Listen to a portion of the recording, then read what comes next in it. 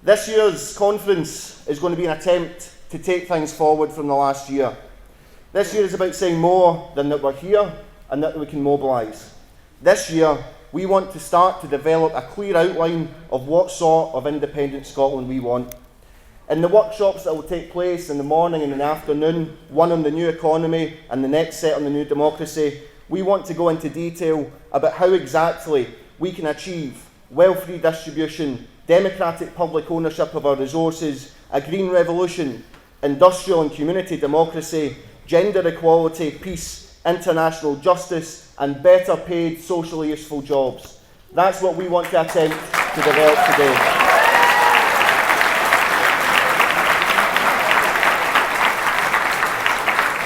The three plenaries are themed around failure, hope, and transformation. We're going to first examine with our speakers that I'm going to introduce in the next minute or so about why Britain isn't working for its people, why it ranks amongst the worst countries on almost every social and economic indicator, why it predicts a tiny elite in the City of London at the expense of the rest of us. The second plenary is going to provide hope for the future. We are going to say what a radical Scotland could look like if we win the independence referendum next year. And the final session is going to start to look at how we are going to make this process of transformation happen.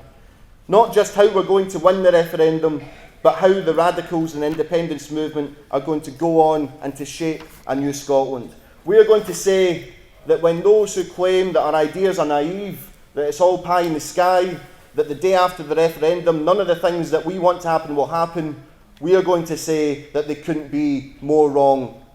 Because we've got a plan to make transformation happen.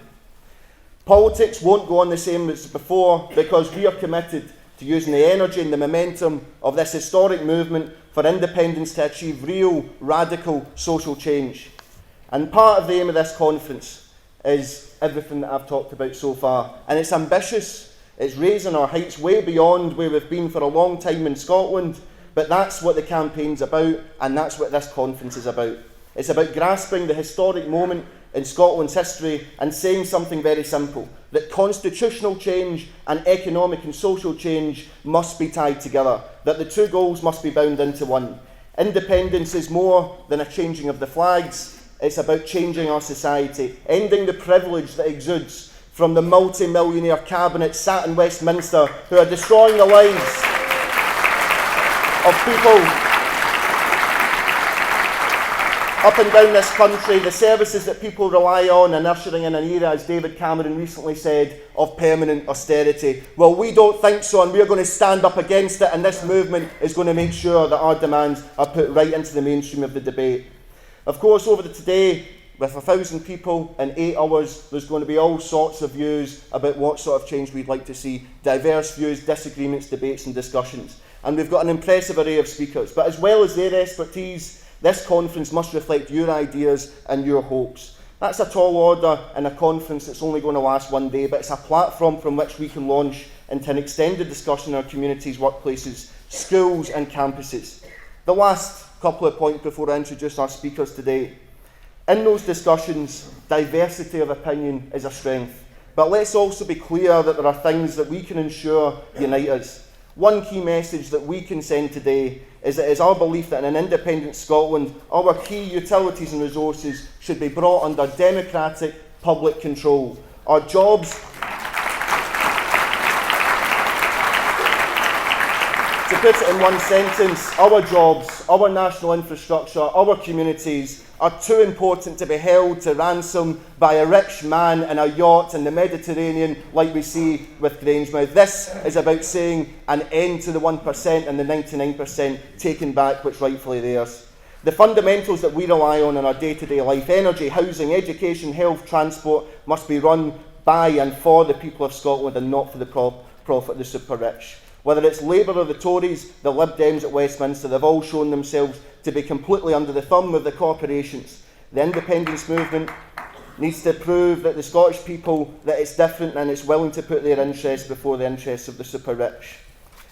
Now, our ambitions are huge, our time's limited, but the opportunity is there.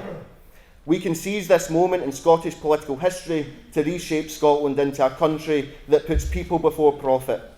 In the process, we will all play our part. It's only through the combined efforts of all of us in this movement that we will properly challenge the establishment that has kept us on a leash for too long. There's a lot to do. The stakes could scarcely be higher. Over the last year as a campaign, we've done well, but in truth, we have only achieved a glimpse of what's really possible. If in those communities, if in those schools and workplaces, we can take a coherent, radical message for change, then we can start to change not just the fortunes of the independence referendum, which we're going to win, but we can also start to think about how we're going to shape the society that takes place after.